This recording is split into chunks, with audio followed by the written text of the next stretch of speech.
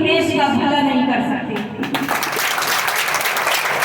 हिंदू और मुसलमान इस देश के दो भाई हैं और ये सरकार दो भाइयों के बीच में हर समय खाई खोदने का काम करती है।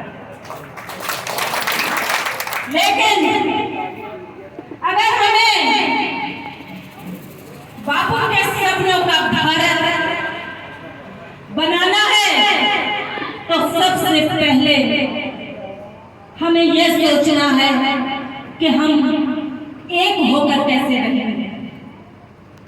हमें बंटना नहीं है किसी भी हालत में, और इसके लिए आज की तारीख में सिर्फ एक ऐसी पार्टी ने जन्म लिया है, आम आदमी पार्टी ने, जिसने पूरे देश में कोई जात पात धर्म की राजनीति नहीं की है।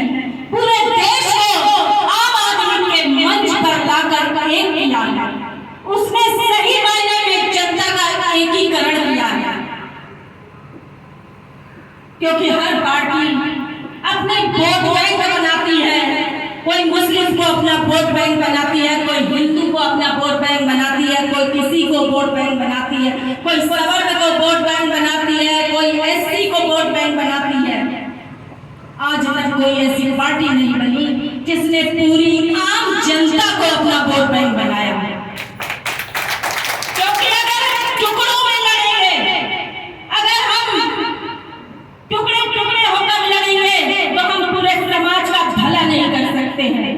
और देश तरक्की तभी करता है जब पूरे देश की आवाम की विकास होता है।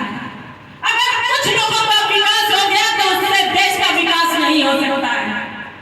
आम आदमी पार्टी की जो परिकल्पना है, अरविंद केजरीवाल ने जो विचारधारा दी है, वो ये दी है कि इस देश में प्रत्येक नागरिक को उसे एक वोट के बदले जो अधिकार मिलना चाहिए, शिक्षा, स्वास्थ्य, रोजगार, जो उसके मूल अधिकार है, ये उसे मिलना चाहिए। इसके लिए आम आदमी पार्टी का निर्माण किया और इसी परिकल्पना को लेकर वो चल चाहिए। और इसका उदाहरण है कि उन्होंने दो जगह सरकार बनाई। 2014 में पूरे देश में मोदी जी की लहर चल रही थी, बीजेपी की लहर चल रही थी। उस बीजेपी की लहर में 2014 में दिल्ली में आम आदमी पार्टी की सरकार बनाई। हमें उस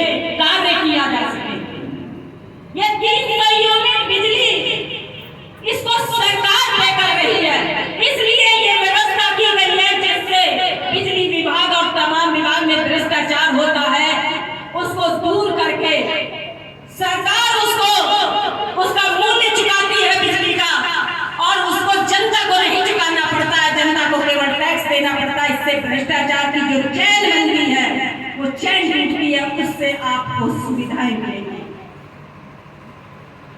आप विदेशों में जाइए, वहां पर भी सरकार की सारी चीजों की शिक्षा, स्वास्थ्य, रोजगार, विकास सरकार व्यवस्था करती है, लेकिन इन लोगों ने ये बात हम लोगों को कभी नहीं बताई, क्योंकि हमारे देश की जनता को अशिक्षित रखा गया। अशिक्षित इसीलिए रखा गया कि ये पढ़ लिख जाएंगे, कि ये सारी चीजें जान जाएंगे, हमारे घोटाले जान जाएंगे, हमारे भ्रष्टाचार जान जाएंगे और हमारे भ्रष्टाचार पे सवाल करेंगे। इसीलिए अरविंद केजरीवाल जी का मिशन है कि बच्चा सिर्फ शिक्षित नहीं होना चाहिए, अच्छी तरह से शिक्षित होना चाहिए, तभी वो समझ सकेगा एक सरकार का क्या मतलब होता है और आने वाले समय में एक सही सरकार को चुनेगा। जब अशिक्षित लोग होंगे तो उन्हें बहका दिया जाएगा और वो अपना वोट गलत जगह डालेंगे।